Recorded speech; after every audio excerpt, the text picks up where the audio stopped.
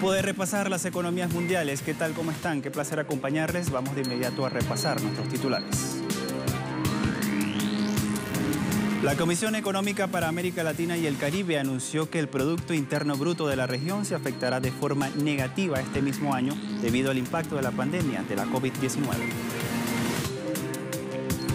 Revisamos en contexto un estudio sobre los estragos que ocasionará la pandemia en el ámbito laboral de la región.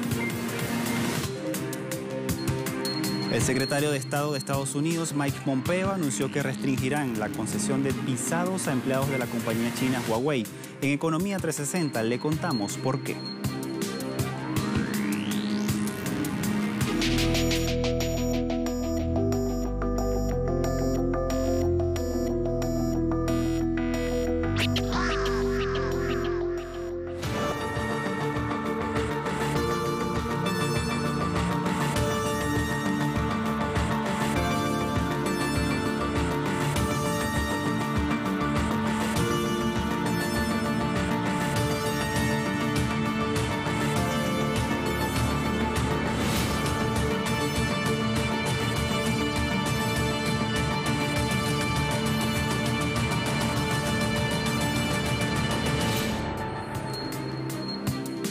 Comenzamos de inmediato con esta información. Recientes datos de la CEPAL revelan cuánto será la caída del PIB de América Latina y el Caribe este mismo año.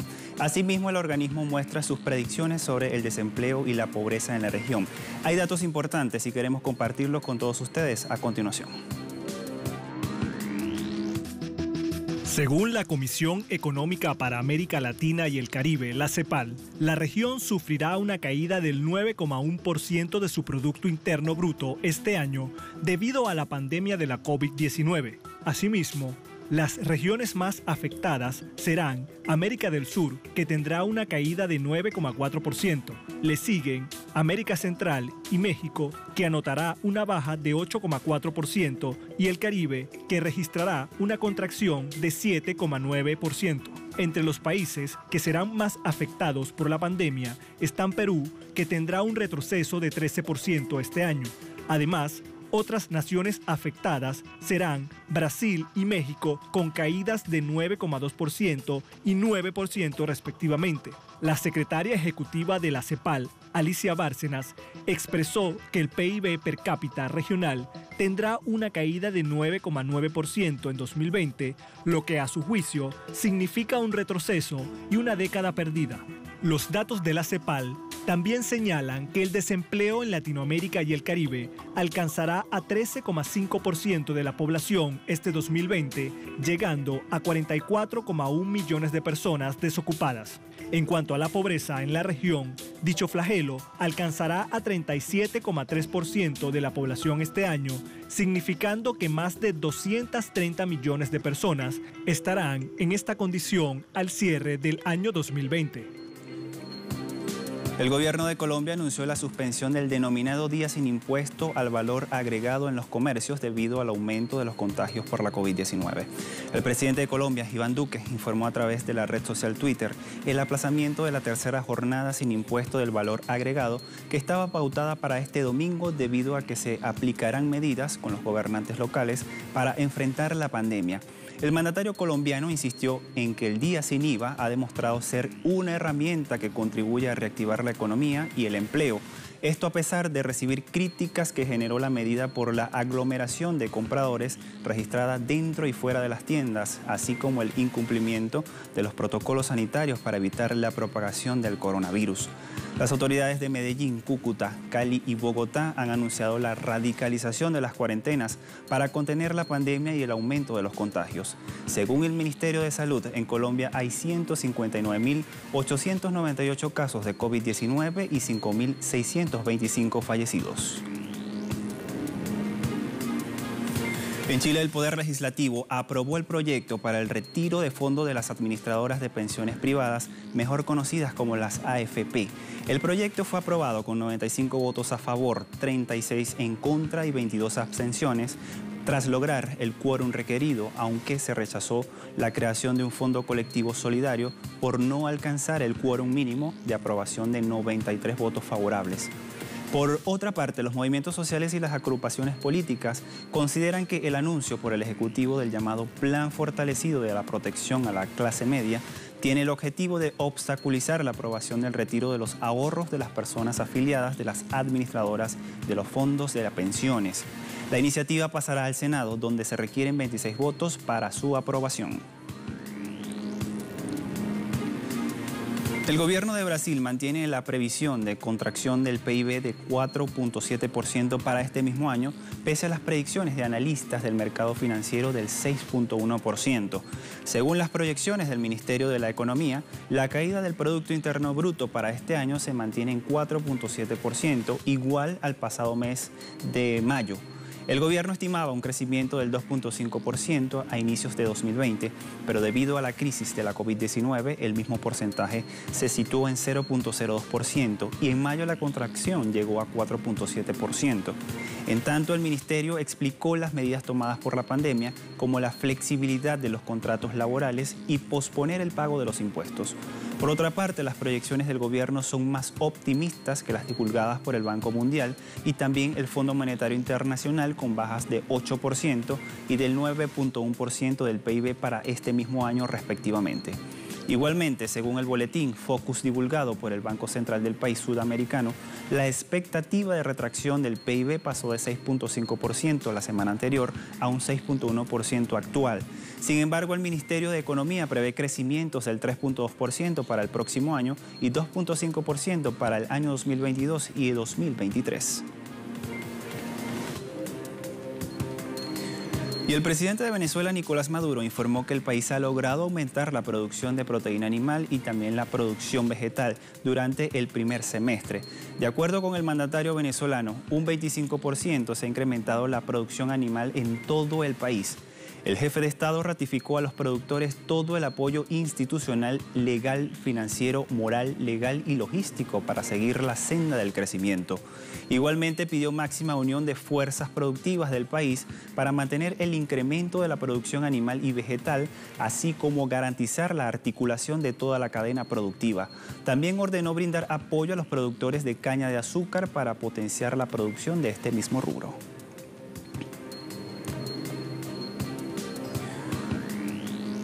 Cuba y España abordan el fortalecimiento de comercio bilateral. Esta información la viene titulando así el portal de Agencia Prensa Latina.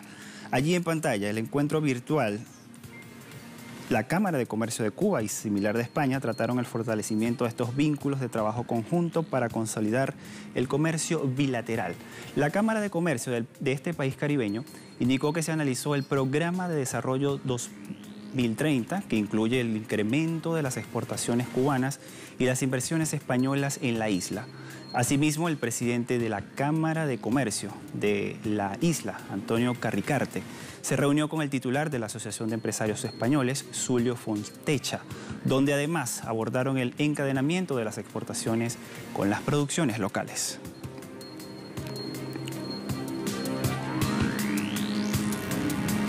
De la emergencia laboral en América vamos a estar hablando al regreso de esta primera pausa en nuestro segmento En Contexto. Ya volvemos con más de Impacto Económico.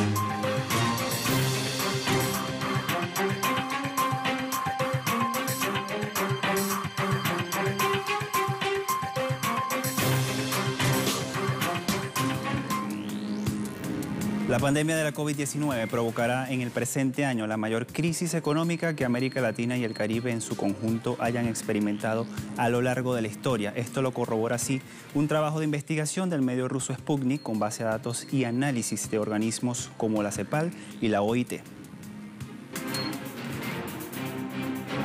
De acuerdo al medio ruso Sputnik, el Producto Interno Bruto de América Latina y el Caribe sufrirá una contracción de 5,3%, derrumbe que tendrá un impacto significativo en el mercado laboral con la destrucción de empleos, aumento de la desocupación y precarización de las condiciones de trabajo. La pandemia llegó a la región en un momento de debilidad y vulnerabilidad macroeconómica. En el decenio posterior a la crisis financiera mundial, es decir, entre los años 2010 y 2019, la tasa de crecimiento del PIB regional disminuyó del 6% al 0,2%, mientras en el periodo 2014-2019 se registró el menor crecimiento desde la década de 1950 con 0,4%. Por otra parte, en 2019, solo en Argentina, Brasil, Chile, Colombia, Ecuador, Uruguay, Bahamas y Barbados existía un seguro de desempleo. Los investigadores sostienen que el mundo del trabajo está muy afectado por la pandemia porque, además de ser una amenaza para la salud pública, se generan perturbaciones a nivel económico y social. Para 2020, la Comisión Económica para América Latina y el Caribe, la CEPAL, proyecta un aumento de la tasa de desocupación de al menos 3,4 puntos porcentuales hasta alcanzar una tasa de 11,5%, lo que equivale a más de 11,5 millones de nuevos desempleados. La Organización Internacional del Trabajo, la OIT, estima que esta crisis provocará una pérdida de alrededor del 10,3% de las horas de trabajo en el segundo trimestre de este año, lo que equivale a 31 millones de empleos a tiempo completo. Igualmente, el trabajo informal es la fuente de ingresos de muchos hogares de la región, donde la tasa media de informalidad es del 54%, según estimaciones de la OIT. Los trabajadores informales no tienen acceso a servicios de salud de calidad y, dadas las características de su trabajo, están más expuestos al contagio. Este estudio de Sputnik señala que algunos países latinoamericanos y caribeños han implementado medidas para la protección del empleo en medio del coronavirus. Vamos a ver cuáles países son. El estudio del medio ruso Sputnik también señala que los países de América Latina y el Caribe han implementado medidas en 3 áreas para la protección del empleo.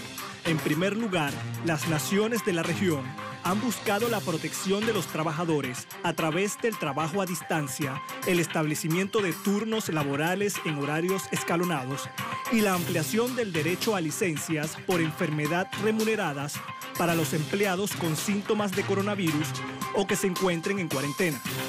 En segundo lugar, han apoyado las políticas de fomento de la actividad económica y la demanda de mano de obra mediante exenciones o postergaciones tributarias y el apoyo financiero a tasas de interés preferenciales. En tercer lugar, los gobiernos latinoamericanos y caribeños han introducido políticas de apoyo al empleo y al mantenimiento de los ingresos que incluyen acuerdos sobre la reducción del horario de trabajo y en materia de compensación. Asimismo, han promovido la conservación del empleo mediante subsidios o préstamos asociados al mantenimiento de los puestos de trabajo y los salarios. En cuanto al seguro por desempleo, Sputnik indica que en América Latina y el Caribe, varios países están implementando esta modalidad. En ese contexto, en el caso de Chile, el acceso a prestaciones del seguro de desempleo es aplicable a los casos de cierre temporal de empresas por orden de la autoridad, acuerdos de suspensión del contrato laboral y pactos de reducción temporal de jornada. Mientras que en México, esta forma de ayuda a los trabajadores se amplió a más beneficiarios. En cuanto a Brasil, el programa de emergencias para el mantenimiento del empleo y los ingresos incluye la reducción de la jornada de trabajo con preservación del salario mediante acuerdo individual o colectivo, pero esta modalidad permite que el empleador pueda reducir la jornada laboral y los salarios de los empleados de forma proporcional por un máximo de 90 días. La necesidad de hacer frente a los efectos de la COVID-19 en los países de América Latina y el Caribe ofrece una oportunidad para reflexionar sobre el tipo de respuesta que se dan frente a una crisis. Y para ello se requiere de complementariedad en las políticas vinculadas a las áreas de la salud, la economía, el ambiente laboral, así como la seguridad social. De acuerdo con los investigadores de Sputnik, dichas políticas deben tener plazos y atender en forma distinta según sectores, tamaño de las empresas o grupos vulnerables. Igualmente, frente al coronavirus, los países de la región están poniendo a prueba las capacidades de las instituciones sociolaborales para brindar una respuesta oportuna para mitigar los costos ineludibles de la crisis.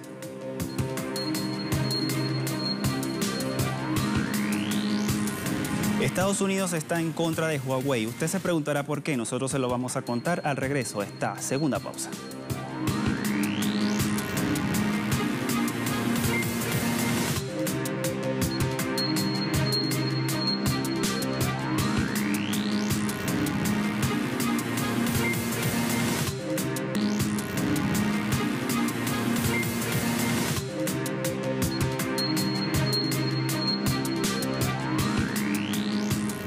El secretario de Estados Unidos, Mike Pompeo, anunció que restringirán la concesión de visados a empleados de la compañía china Huawei.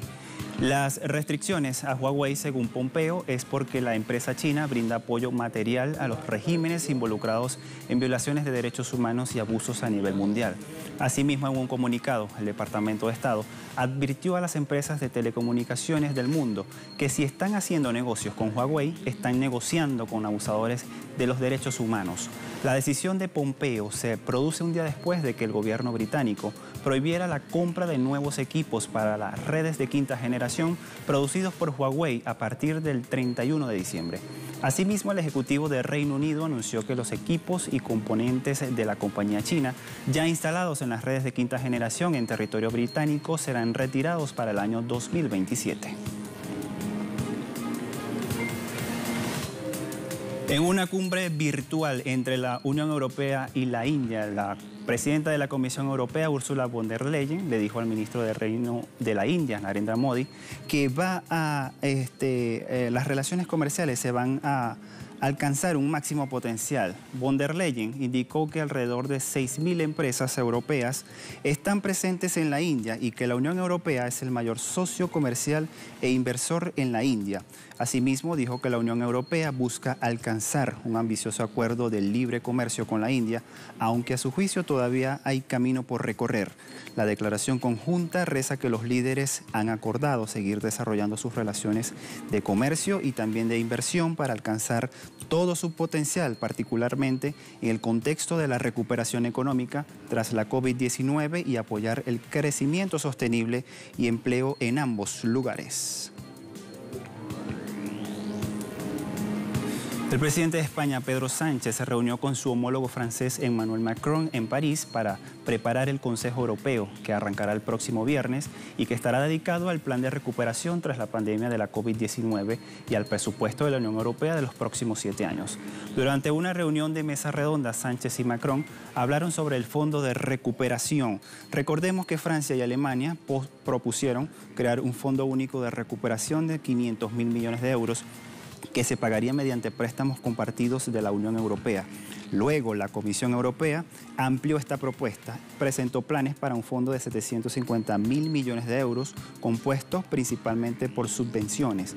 La cumbre europea se va a realizar entre el 17 y 18 de julio, donde los líderes de 27 países que integran el bloque comunitario intentarán aprobar el referido fondo. Los fabricantes de automóviles francés PSA y el ítalo-estadounidense Fiat Chrysler han anunciado en un comunicado conjunto que el nuevo grupo nacido de su fusión se llamará Stellantis. Asimismo, el siguiente paso en el proceso será la presentación de un logotipo que con el nombre se va a convertir en la identidad corporativa de esta marca. Sin embargo, los nombres y los logotipos de las marcas constituyentes de este grupo no se van a modificar. Según han desvelado ambos consorcios, se espera que la finalización de este proyecto de fusión se produzca en el primer trimestre de 2021. Aquí hay que recordar que los grupos francés e ítalo-estadounidense anunciaron en diciembre del año pasado un acuerdo formal para la creación de un consorcio participado al 50% y unas ventas estimadas de 8.7 millones de unidades por año.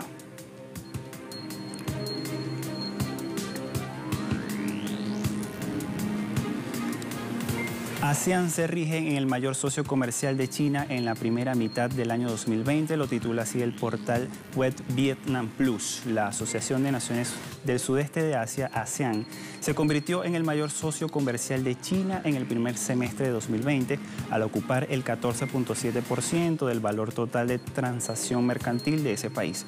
El Departamento de Aduana de China informó que el trasiego comercial del gigante asiático con la agrupación alcanzó un valor de 299.000 millones de dólares en los primeros 6 meses del año. Esto es un aumento de 5.6% en comparación con el mismo lapso del año pasado. Las exportaciones de Beijing hacia el bloque totalizaron 149.000 millones de dólares en esa etapa, para un crecimiento interanual de 3.4%, mientras las exportaciones desde ASEAN se incrementaron 8.5% al totalizar 135.000 millones de dólares.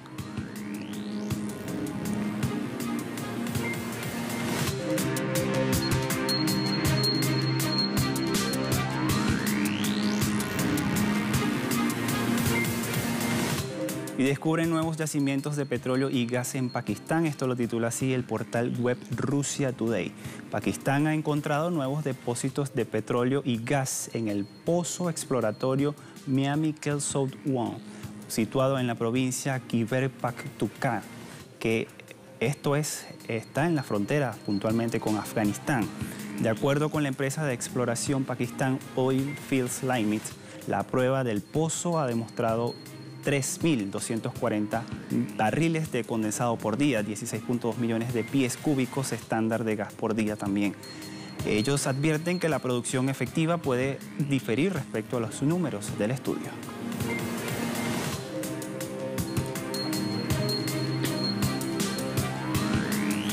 Pasamos de inmediato a revisar los indicadores petroleros al cierre de esta jornada. Vamos de inmediato a ver la relación de WTI, 41.8 dólares el barril, tiene un alza de 1.96%. Sumamos Brent de referencia en Europa, 43.72 dólares el barril, sube 1.91%. Y por último tenemos el crudo OPEP, 43.2 dólares con una baja de 0.36 centavos de dólar.